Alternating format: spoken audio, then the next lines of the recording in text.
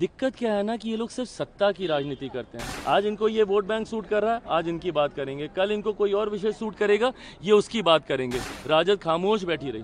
इतनी चिंता थी मुसलमानों की तो एक बार मौका दे देते। भाई हर चुनाव एक चुनौती लेकर आता है और विपक्ष के एक फॉल्स नैरेटिव के साथ आता है। इन्होंने सिर्फ झूठ बोलकर चुनौती प्रस्तुत करने का काम किया। मैं तो तैयार हूं भैया चुनौती के लिए, बल्कि मैं चाहता हूं कि इन 6-8 महीने में मुसलमानों को ये पता चले कि इससे उनको कितना लाभ हो रहा है। राष्ट्रपति शासन लगा के रखेंगे, यूटी बना दिया, फलाना ढिमकाना, कभी राज्य में लोकतंत्र नहीं लौटेगा। लौट गया ना लोकतंत्र। वक्फ बोर्ड संशोधन विधेयक लोकसभा में पास हो चुका है, राज्यसभा में बहस चल रही है और इस बीच चिराग पासवान का बड़ा बयान सामने आया है। असदुद्दीन ओवैसी को उन्होंने जवाब दिया है और साथ ही साथ आरजेडी, कांग्रेस जैसी विरोध करने वाली पार्टियों को लपेट लिया है चिराग पासवान ने। नमस्कार, दर्श न्यूज में आपका स्वागत है। मैं हूं अनुराग। कल असदुद्दीन ओवैसी ने सदन के अंदर चर्चा की, बिल फाड़ दिया, उसकी चर्चा खूब हो रही है। असदुद्दीन ओवैसी जो AIMIM के अध्यक्ष भी हैं, उन्होंने बिल का विरोध किया, पुरजोर तरीके से विरोध किया और साथ ही साथ उन्होंने अपने भाषण में नीतीश नायडू और चिराग पासवान का भी विरोध किया, उनका भी नाम लिया और कहा कि यही जिम्मेवार हैं, क्योंकि जिस तरह से सरकार के अंदर हैं और साथ दे रहे हैं बिल पर। तो चिराग पासवान ने असदुद्दीन ओवैसी को तो जवाब दिया ही है, साथ ही साथ वक्फ बिल का जो संशोधन विधेयक है उसका विरोध कर रही पार्टियों को भी उन्होंने तगड़ा जवाब दिया है। आरजेडी, कांग्रेस को निशाने पर लिया है। क्या कुछ कह रहे हैं चिराग पासवान, उनका पूरा बयान सुन लीजिए आप। में आएगा, इसको लेके विपक्ष इसको अनकॉन्स्टिट्यूशनल बता रहा है, इसको काला दिन बता रहा है। आप अनकॉन्स्टिट्यूशनल, काला दिन, कुछ भी मोदी सरकार लेकर आती है आपके लिए अनकॉन्स्टिट्यूशनल हो जाता है, आपके लिए वो काला दिन हो जाता है। इसी तरीके से एक काला दिन CA के वक्त आया था, इसी तरीके से एक काला दिन धारा 370 के वक्त आया था, इसी तरीके से पूरा लोकसभा का चुनाव काले दिन के तौर पे था। क्यों? क्योंकि उसमें आरक्षण हम लोग छीन रहे थे, उसमें संविधान की हम लोग हत्या कर रहे थे। सिर्फ झूठ बोलना, फॉल्स नैरेटिव सेट करना, लोगों में एक डर का माहौल पैदा करना, सिर्फ विपक्ष की अब ये भूमिका रह गई है। कल मुझे बता दीजिए विपक्ष के कितने नेता थे जो तथ्यों पे बात कर रहे थे। अधिकांश लोगों ने एक जनरलाइज स्टेटमेंट दे के भ्रम फैलाने का प्रयास किया कि मुसलमान के विरोध में ये बिल आ रहा है तो मुसलमानों की ज़मीन छीन ली जाएगी। भाई सिस्टम में अगर पारदर्शिता ला रहे हैं तो किसकी ज़मीन छीनी जाएगी? सिस्टम को अगर ट्रांसपेरेंट बनाया जा रहा है और सशक्त बनाया जा रहा है, प्रो पुअर मुसलमान बनाया जा रहा है, महिलाओं को इसमें इंक्लूड किया जा रहा है, तो ऐसे में चिंता आपको क्यों हो रही है? बट चिंता उन लोगों की स्वाभाविक है जो इसके ठेकेदार बने हुए हैं, जिन्होंने इसको भ्रष्टाचार का अड्डा बना के रखा हुआ है। उनको चिंतित होना स्वाभाविक है। जब उनके हाथ से चीज़ें जाकर गरीब मुसलमानों में बटेंगी तो स्वाभाविक है कि ये लोग चिंतित होंगे और इसीलिए इन लोगों ने एक डर का माहौल बनाया। कल अगर इतनी ही चिंता थी तो क्लॉज बाय क्लॉज आप लोग करते ना। सारे कांग्रेस के सांसद, अगर इतनी ही चिंता थी तो LOP खुद बोलते, सारी बातों को इसके ऊपर रखते। जबकि बिल इंट्रोड्यूस हो रहा था तो LOP खुद गायब थे। उसके बाद मणिपुर मणिपुर मणिपुर मणिपुर करते ये लोग थक नहीं रहे। जब रात में देर रात जब मणिपुर को लेकर चर्चा हुई उस वक्त LOP गायब थे। तो ये तो कांग्रेस की गंभीरता को दर्शाता है कि इन लोगों ने इस विषय को कितने गंभीरता से लिया। सिर्फ झूठ बोलना, भ्रम फैलाना, हाल फिलहाल के वर्षों में आप उठा के देख लीजिए, हर विषय पे विपक्ष ने इसके अलावा कुछ नहीं किया। कोई तथ्यों के साथ आज तक इन्होंने बात नहीं की। अमित शाह जी का एक बयान भी सामने आया, उन्होंने लालू जी का जिक्र करते हुए कहा कि वो जैसा मजबूत वक्फ बिल चाहते थे ये वैसा। बिल्कुल सही बात है। अब उनका बयान उठा के देख लीजिए, पिछली बार जब चर्चा हो रही थी उन्होंने स्पष्ट शब्दों में कहा था कि इसको और कठोर बनाया जाए। पटना, डाक बंगला चौक, हर जगह का इन्होंने जिक्र करते हुए कि कौन कौन सी ज़मीन ली गई है। तो ये बातें तो इन्होंने खुद बोली। दिक्कत क्या है ना कि ये लोग सिर्फ सत्ता की राजनीति करते हैं। इन्होंने सिर्फ वोट बैंक की राजनीति की है। आज इनको ये वोट बैंक सूट कर रहा है, आज इनकी बात करेंगे, कल इनको कोई और विषय सूट करेगा, ये उसकी बात करेंगे।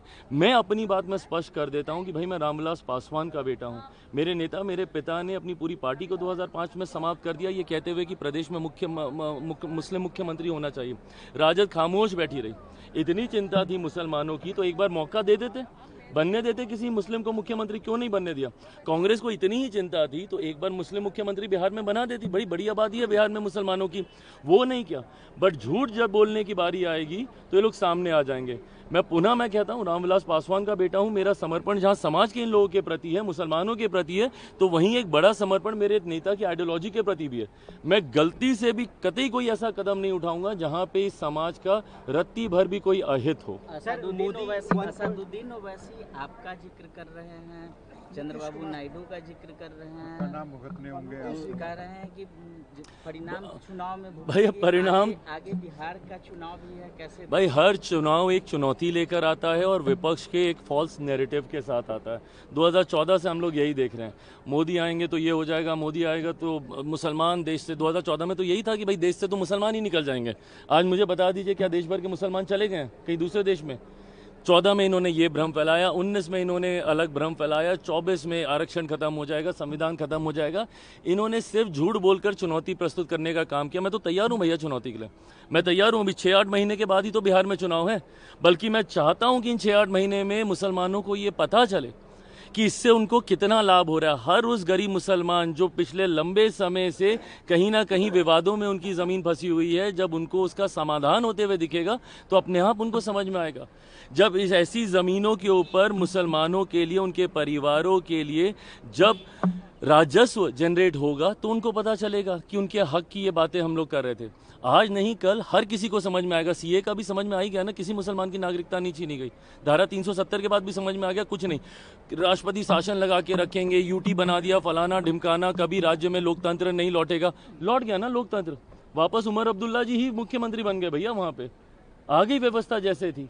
बट सिर्फ भ्रम फैलाना विपक्ष का ये काम है। आने वाले समय में चुनौतियों के लिए मैं तैयार हूँ, बिहार की भी चुनौती के लिए तैयार हूँ, 2029 के लिए भी तैयार हूँ। एक आखिरी सवाल ये भी है कि मोदी 1 और मोदी 2 के बाद मोदी 3 की सरकार है, क्या कहेंगे, क्योंकि बहुत बड़ा बिल था, कितनी मजबूत सरकार है जिस तरीके से सवाल उठ रहे हैं?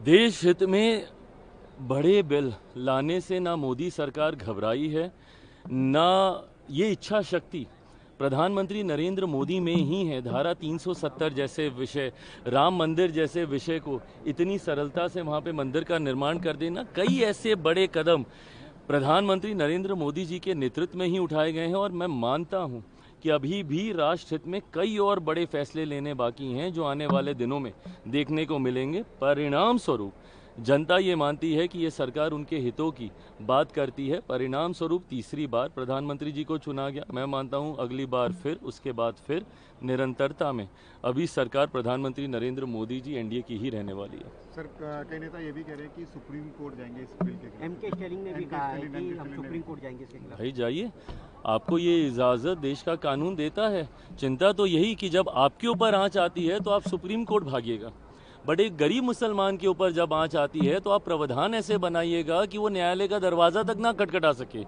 यही प्रावधानों में हम लोगों ने बदलाव किया ना। इससे पहले जो प्रावधान थे वक्त में ऐसे थे कि आप न्यायालय तक अधिकांश विषय नहीं जा सकते थे। सोचिए, न्यायालय से ऊपर ये व्यवस्था बनी हुई थी। ऐसे में आपके ऊपर आंच आई तो आप न्यायालय जाने की बात कर रहे हैं, और एक गरीब मुसलमान के ऊपर आंच आती थी तो उस वक्त वो न्यायालय नहीं जाए। ये पारदर्शिता हम लेकर आए हैं। आप बिल्कुल जाइए, न्यायालय में जाइए, अपनी बातों को रखिए, सदन में अपनी बातों को रखिए। अंतोगत्वा मुझे लगता है जो सही फैसला था वही कल लिया गया है। Thank you. तो सुना आपने कि चिराग पासवान ने बड़ी बात कह दी है। चिराग पासवान ने कहा है कि असदुद्दीन ओवैसी जो आरोप लगा रहे हैं बिल्कुल गलत है। ऐसे लोग जो है मुसलमानों को गुमराह करते हैं, गलत जानकारियां देते हैं। ये जो बिल लाया गया है इससे मुसलमानों का भला होने वाला है, कहीं से इसमें कोई परेशानी वाली बात नहीं है।